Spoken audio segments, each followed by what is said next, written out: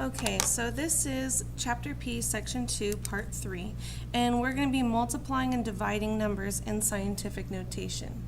Now, in this first example, we have 6.1 times 10 to the 5th power times 4 times 10 to the negative 9th power.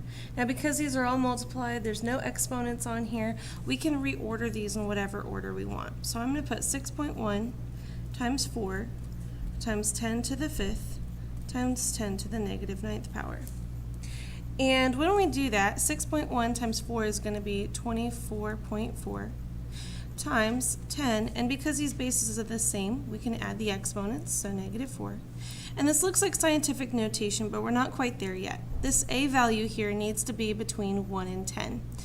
Well, 24.4 is the same thing as 2.44 times 10.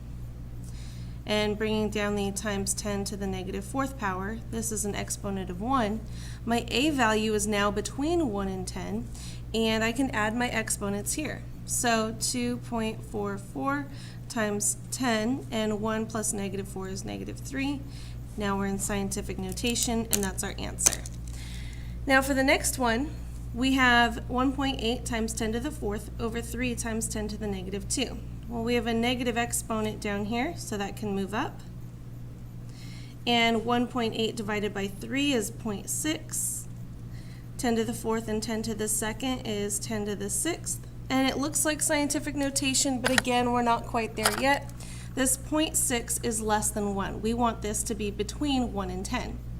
What I'm going to do is I'm going to borrow a 10 from here. So I have 10 to the 6th is the same thing as 10 times 10 to the 5th. And I can bring down the 0.6, and I want to make this bigger. So 0.6 times 10 is 6 times 10 to the 5th, and now that's in scientific notation, and we're done, and that is the end of section 2.